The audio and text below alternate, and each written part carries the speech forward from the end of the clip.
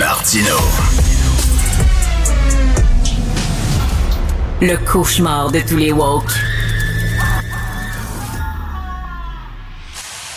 Les projets informatiques au Québec, et maudit que ça roule là, ça fonctionne, on l'a l'affaire. Alors, deux belles histoires. Premièrement, pour le projet d'identité numérique, il y avait un fraudeur. Le gouvernement du Québec a fait confiance à un fraudeur, aujourd'hui emprisonné aux États-Unis, pour développer son projet d'identité numérique. Lorsqu'il a finalement été congédié, l'informaticien Yann Wallet est parti avec ses secrets. C'est le fun, c'est comment ça qu'on a fait confiance à ce gars-là. Et deuxième chose, ben oui, la SAC, on le sait, là, qu'il y a encore une autre panne qui a paralysé même le travail des policiers et des contrôleurs routiers.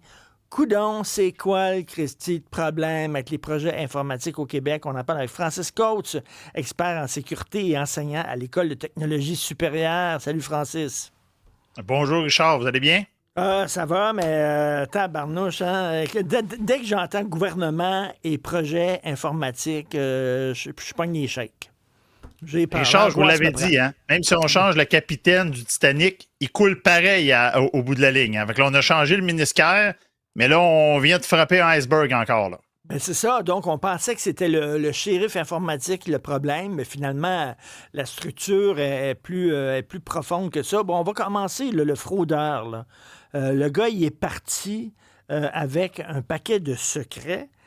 Ça aurait pu être épouvantable. Là, il est en prison. Mais comment ça fait qu'on a fait confiance à ce gars-là? Comment ça se fait qu'on se protège pas plus? Ça prend seulement une personne. Le gars, il part avec des informations, puis that's it, that's all. Il y a deux choses, Richard, là-dedans, moi, qui m'ont fait perdre mes cheveux. La première des choses, c'est qu'on embauche quelqu'un pour aller sur un projet qui est relativement sensible. On parle d'identité numérique. Oui. Là. On ne parle pas d'administrer la gestion des parcs à chiens de Montréal. Là. On parle d'identité numérique. Okay? Donc, on parle de quelque chose de fondamentalement en lien avec la sécurité. Et si quelqu'un... il n'y a pas d'habilitation sécuritaire qui est faite de manière, on va dire, correcte. Est-ce qu'il y en a eu une? Est-ce qu'il n'y en a pas eu? On ne saura pas. Mais s'il y en a eu une, c'est un échec lamentable parce que la personne a été engagée vers 2019 et depuis 2017, cette personne-là était dans le collimateur de l'AMF. Là. Donc, une simple vérification à l'AMF aurait pu normalement allumer des lumières. Là. Bien, ça arrive souvent, ça, Francis. On voit des choses, puis souvent, on lit les journaux, puis on se rend compte qu'il y a quelqu'un qui a fraudé. Et là, le journaliste fait une vérification sommaire, là. Hein, rien qu'aller, je sais pas, sur le plumitif de la cour ou alors l'AMF, comme tu dis, tout ça. Puis on voit que la personne, il y avait eu déjà des accusations portées contre cette personne-là, ou des soupçons, etc. Tu te dis, coudonc, ils font pas de due diligence, comme on dit en anglais, là? Il y a deux choses là, dans ce que vous dites. La première des choses, c'est je peux faire le due diligence, mais après ça, je fais quoi avec l'information? Présentement, le MCN a mis en place, c'est nouveau, là, un guide maintenant, un modèle de classification de l'information numérique. Déjà, moi, je trouve que c'est complètement niaiseux parce qu'on classifie l'information numérique, mais pas l'information vocale ou l'information papier, etc. Donc, quand on fait un modèle de classification, c'est l'information. D'habitude, ça n'a pas rapport avec le médium. On est allé avec un modèle de classification numérique. C'est un choix politique ici qu'on a fait. Et là, on a un problème parce qu'à partir du moment qu'on dit ce document-là, Richard, là, il est confidentiel. Il faut que ça aille avec des gens qui ont une code de sécurité pour accéder à ce document-là. Ben oui. Et entre vous puis moi puis vos auditeurs, là, on va me le dire tout bas pour pas qu'on m'entende, là. C'est parce que si on passe l'habilitation sécuritaire sur bien des employés de l'État, ils n'auront pas la bonne code de sécurité. Fait qu'on fait quoi avec les gens qui ne passent pas la code de sécurité? Et là, on embarque avec toute l'histoire syndicale, hein, on fait quoi, là? Demain matin, là, je me ramasse avec 8% des gens au gouvernement qui n'ont pas le droit d'accéder à de l'information classifiée. Oh! Là, on a un méchant problème. Fait que des fois, on est mieux de ne pas poser la question pour être sûr de ne pas avoir la réponse. Ah oui, parce que là, ils vont être obligés à cause, entre autres, parce que ces gens-là sont protégés par un syndicat, ils vont être obligés de les prendre, même s'ils sont peut-être un peu suspects, un peu douteux. Je ne sais pas c'est quoi la réponse finale. Ce que je sais, c'est que présentement, dès qu'on parle de modèle de classification, dès qu'on parle d'habilitation de sécurité des gens, il y a bien des gestionnaires, bien du personnel politique qui sont très, très, très frileux. Parce qu'à partir du moment qu'on va poser les questions, on aura des réponses. Et que va-t-on faire avec les réponses? Donc, c'est la première chose, moi, qui m'a touché avec l'histoire, justement, du consultant externe là, qui a travaillé sur le dossier là, d'identification numérique. La deuxième chose qui me touche, là, on dit qu'il est parti avec des secrets. Bon. Là, on disait, j'ai lu certains médias, on disait que c'est un génie. Bon. Les génies, là, d'habitude, dans des bouteilles. Là. En informatique, des génies, on n'a pas tant que ça. On a des gens qui ont des capacités, des connaissances très, très pointues. Ça, on en a. Et quand on fait des projets, normalement, en ingénierie, les étudiants en ingénierie à l'ETS, là, on leur enseigne ça. Là. On doit faire des analyses de risque. Si j'ai un ingénieur dans ma structure, dans mon projet, qui est un peu... moi, je dirais ça, là, irremplaçable parce que vraiment, il y a un domaine de compétences très spécifique. On devra, on va identifier ce risque-là. S'il se fait frapper par la foudre, on est dans la marde. Et de deux, c'est qu'est-ce qu'on va mettre en place pour réduire ce risque-là? Exemple, on va coller quelqu'un après. On va y mettre un chaperon. On va dire, là, il y a quelqu'un qui te suit partout.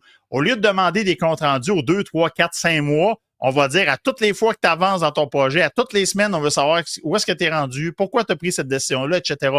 On va surdocumenter le projet pour être sûr que si la personne, parce que des fois, c'est même pas de la malice, là, la personne, elle tombe malade, elle pogne un cancer.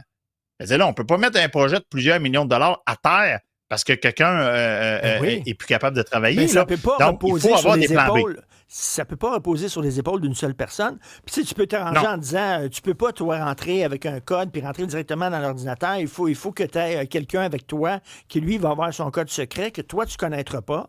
Puis là, lui, va pouvoir valider. Puis si tu as ton code à toi, puis lui, il rentre son code, là, vous avez accès soudainement aux informations. Je ne suis pas un génie en informatique, mais il me semble que c'est une des solutions possibles, tu sais.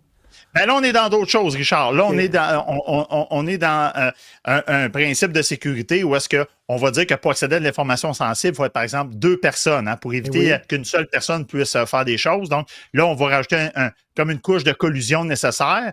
Ça, c'est vraiment pour accéder à de l'information. Mais ici, on parle de gérer un projet. On parle de développer, faire une preuve de concept. Ça doit être surdocumenté, surtout si on est face à quelqu'un qui a la réputation d'être un génie ou d'être quelqu'un d'irremplaçable. On doit encore plus documenter à ce moment-là. Et ici, c'est un problème de gouvernance. En tout cas, on a mis Pourquoi ça de côté, le projet n'a pas été géré correctement? On a mis le projet d'identité numérique de côté et ça aurait pu permettre aux Québécois de faire toutes les transactions avec l'État à partir de leur ordinateur. T'imagines si quelqu'un usurpe ton identité numérique? Il est en possession de tout, là. Tes numéros de compte de banque, ton numéro d'assurance sociale, ton numéro d'assurance maladie, ça va être l'enfer pour la personne qui s'est fait voler son identité. Richard, il devient vous. Ben oui. C'est plus juste, là, il devient vous. Là, c'est personnifier quelqu'un plus loin que ça, ce serait d'avoir la même ADN que la personne. Mais quand on parle d'identité numérique, là, en théorie, c'est très difficile à venir défaire ce que quelqu'un ferait avec votre identité numérique. C'est pour ça que je suis content qu'ils ont mis ce dossier-là de côté, parce que moi, comme je le dis souvent, je ne ferais même pas confiance au gouvernement de brancher ma PS4 chez nous. J'aurais peur. Deuxième chose, la panne de la SAC.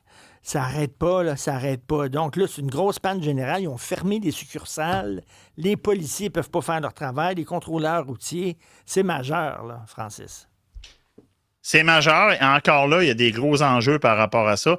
J'écoutais le ministre du MCN, M. Bélanger, qui parlait de, juste le sais comme il faut, de problèmes de contamination des données. Et ça, là, pour des spécialistes en sécurité, là, c'est lourd comme mot, là. La contamination des données.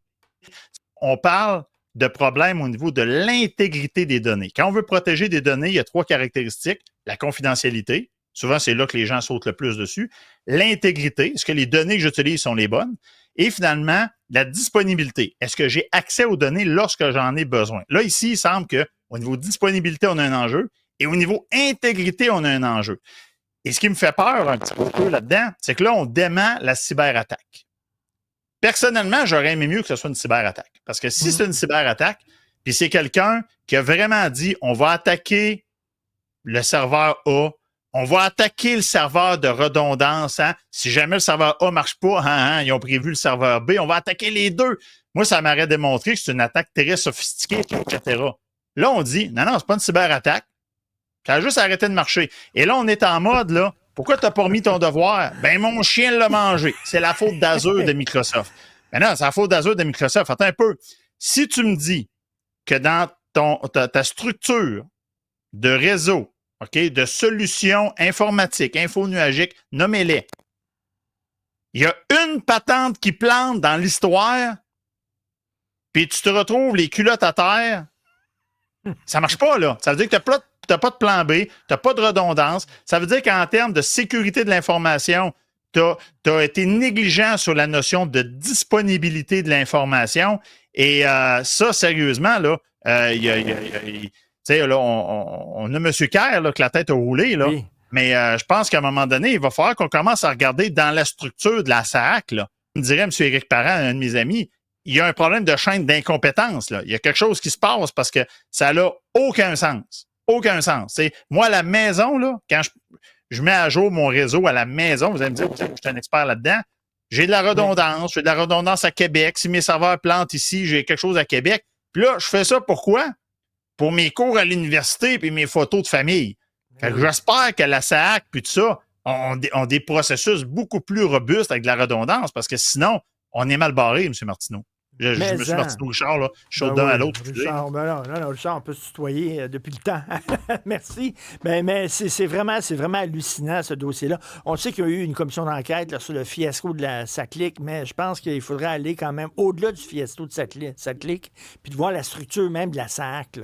Il y a quelque chose qui ne marche pas. Moi, je suis très déçu au niveau de la commission d'enquête. Moi, j'ai travaillé dans d'autres ministères, pour le ministère de la Relation internationale, le ministère de la Sécurité publique, à la Sûreté du Québec durant plusieurs années. Moi, je pense que les problèmes en lien avec la gestion des technologies au sens large, c'est un problème qui est beaucoup plus large que la SAC. Là. Je pense que c'est une manière de fonctionner qui est propre au gouvernement, je ne peux pas dire pour le fédéral, mais qui est propre au gouvernement du Québec, qui amène ce genre de choses-là. Et le problème est beaucoup plus large que la SAC. Là. Merci beaucoup, Francis Coach, expert en sécurité et enseignant à l'École de technologie supérieure. Merci, Francis. Salut. C'est un plaisir, Richard. Merci.